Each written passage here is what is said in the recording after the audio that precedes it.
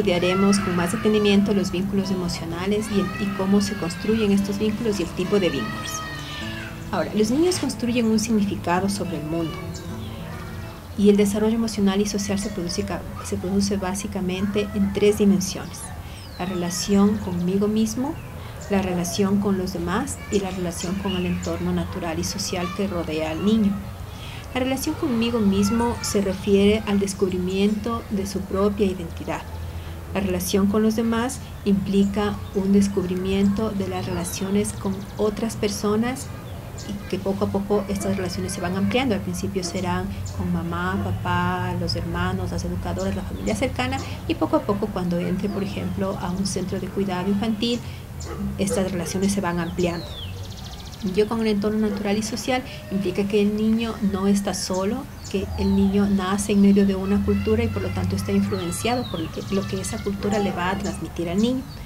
Y también que el niño establece relaciones con otros seres en su entorno natural y social, y no solo con personas, sino también con los seres de la naturaleza, con los animales, con las plantas, con todo lo que le rodea.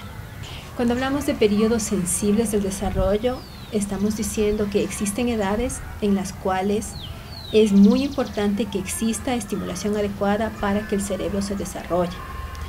Esto no quiere decir que después de los 3 años ya no se puede hacer nada, pero sí quiere decir que de los 0 a los 3 años, mientras más estimulación adecuada reciban los niños, vamos a tener mayores posibilidades de que ellos desarrollen un mayor número de sinapsis. El cerebro tiene una capacidad infinita de establecer conexiones neuronales a lo largo de toda su vida. A esto se le llama la plasticidad cerebral, a la capacidad que tiene el cerebro de reconstituirse y de adaptarse a lo que el medio le ofrece. Es decir, si hay un medio muy pobre, muy carente en estimulación, el cerebro se va a adaptar a eso. Si por el contrario el entorno le ofrece al niño una cantidad magnífica de interacciones, de experiencias, y esto va a hacer que el niño desarrolle nuevas conexiones cerebrales, el cerebro se va a adaptar también a eso. El cerebro funciona de tal manera que las conexiones que se han establecido y son usadas de manera frecuente permanecen. Aquellas que no son usadas, que simplemente desaparecen. Por ejemplo, todos los niños y las niñas nacen con la capacidad de aprender a hablar cualquier idioma. Si un niño crece en un ambiente en el que constantemente escucha el idioma inglés, por ejemplo, el niño va a aprender a hablar inglés. Si por el contrario el niño crece en un ambiente en donde se habla alemán, aprenderá a hablar alemán, pero el niño tiene la capacidad de hablar cualquier idioma. Por eso, si creciera en un ambiente bilingüe, el niño aprendería a hablar 2 idiomas o 3 idiomas. Si no se utilizan estas conexiones cerebrales, van a desaparecer, y posteriormente, quizás cuando el niño tenga 10 años y quiera aprender otro idioma, lo que va a tener que hacer es entrar a estudiar directamente otro idioma, lo cual hubiera sido muy fácil hacerlo de manera natural cuando tenía de 0 a 3 años. El recién nacido tiene cerca de 100 billones de neuronas, cada una de las cuales puede producir más de 15.000 conexiones o sinapsis. Sin embargo, el 95% de ellas no se encuentran activadas entre sí, y es dentro de los 3 primeros años de vida donde se producen la mayoría de estas sinapsis. Al vínculo afectivo se le ha llamado también apego, y el autor que estudió el apego es John Bowlby. John Bowlby hizo una serie de pruebas para determinar qué tipo de apegos desarrollaban los niños, pero también cómo desarrollaban este apego o vínculo afectivo. El vínculo es el resultado de repetidas experiencias satisfactorias de afecto entre el bebé y sus cuidadores principales. Durante mucho tiempo se creyó que el vínculo afectivo se establecía apenas ocurría el nacimiento, y que por eso era tan importante que la madre interactuara inmediatamente cuando el niño nacía, y que en el caso de niños que por ejemplo habían sufrido abandono, este vínculo estaba totalmente perdido y no era posible recuperarlo. Por suerte, nuevas investigaciones demostraron que el vínculo es posible restablecerlo también en etapas posteriores, y que no hay un momento en el que se establece y que si no está perdido para siempre, lo cual quiere decir que necesitamos establecer interacciones repetidas y a lo largo del tiempo con los niños. No basta con tener 2 o 3 interacciones positivas con los niños, sino que estas tienen que ser de manera constante. Entonces los niños van a desarrollar este vínculo afectivo y depende un poco de la interacción que tengamos para qué tipo de vínculo afectivo desarrollan los niños. Para establecer el tipo de vínculo que los niños establecen, las investigadoras desarrollaron unas pruebas que se denominaron la situación extraña, que consiste en que la madre entra con el niño a una habitación, posteriormente entra una persona extraña en la habitación y la madre sale. Después de un determinado tiempo, la madre vuelve a entrar a la habitación y el extraño sale. Y aquí se vio que los niños reaccionaban de diferente manera, es decir, que no todos los niños reaccionaban de la misma manera frente a un extraño. Y en base a eso se establecieron 4 tipos de apego. El apego seguro. En el apego seguro lo que sucedía era que cuando el extraño entraba en la habitación y la madre salía, el niño lloraba. Cuando la madre regresaba, el niño buscaba a la madre, pedía ser amarcado, la madre lo cargaba, el extraño salía y el niño se tranquilizaba de inmediato.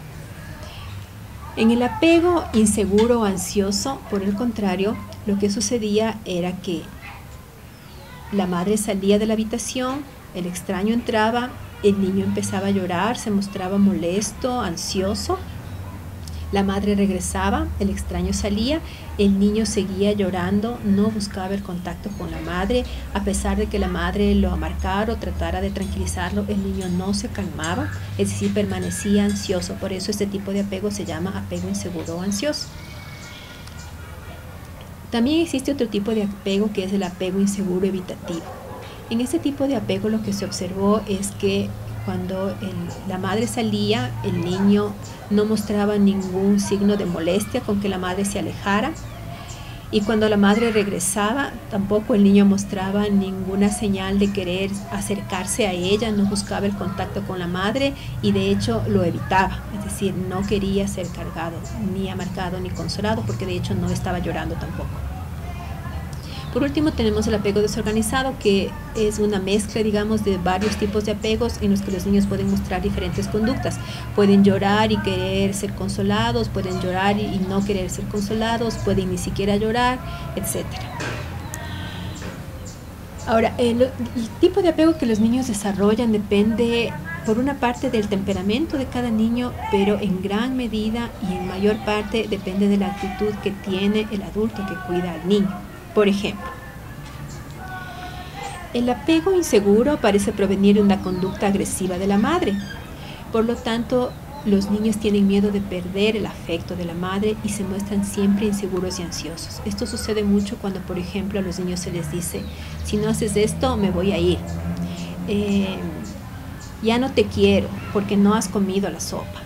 Entonces los niños sienten que el afecto está condicionado, que ellos en cualquier momento pueden perder el cariño y el afecto de la persona que ellos más quieren.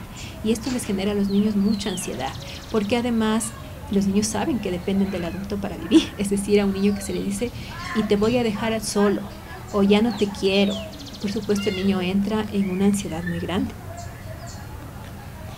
A veces esto sucede también porque las mismas madres o las personas cuidadoras se sienten inseguras de su rol.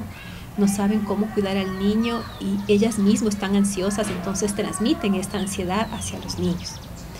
Y aquí es importante porque nosotros como educadoras, como educadores, podemos tener un rol muy importante con estas madres, estos padres, estos cuidadores de los niños. Cuando hacemos las capacitaciones, cuando promovemos actitudes de cuidado y afecto y enseñamos a las personas la forma de relacionarse con los niños, estamos ayudando a bajar estos niveles de ansiedad. Y mientras la madre o la persona que cuida al niño esté más tranquila, más segura, más relajada, los niños también van a estar así. El apego evitativo parece ser el resultado de los extremos del cuidado, es decir, un adulto que desatiende al niño, que si el niño llora lo deja llorar y no busca consolarlo ni atenderlo, que si el niño tiene hambre no lo alimenta, etcétera, es decir, de un descuido. Pero por el contrario, también el apego evitativo puede ser el resultado de madres o personas de cuidado que están excesivamente pendientes de los niños, es decir, que no los dejan actuar por sí solos. Entonces el niño busca alejarse de la persona que le cuida para poder actuar por sí mismo. Generalmente, a pesar de que nos gustaría que sea al contrario, el apego seguro es muy raro de encontrar. Es decir, la mayor parte de los niños y de las niñas y nosotros mismos como adultos lo que hemos experimentado eran apegos inseguros o apegos evitativos. Esto tiene que ver mucho también con muchas creencias que tenemos nosotros sobre la crianza de los niños. Por ejemplo, hay personas que dicen hay que dejarle llorar al niño para que se desarrollen los pulmones. No amarques mucho al niño porque se acostumbra a la mano y le vas a malcriar. Estas creencias lo que hacen es que evitemos el contacto corporal con los niños, por ejemplo. Hay personas que no abrazan, que no acarician, que no besan a los niños, que casi no interactúan con ellos, que no les hablan de manera cariñosa. Y esto lo que genera es una carencia emocional en los niños. Los niños, mientras más pequeños son, dependen totalmente del cuidado de los adultos para su sobrevivencia en general, para ser alimentados, por ejemplo, que es una cuestión de sobrevivencia, pero también para su sobrevivencia emocional, es decir, las caricias, los abrazos, los momentos felices, las cosquillas, son un alimento emocional para los niños y lo requieren tanto como el alimento físico.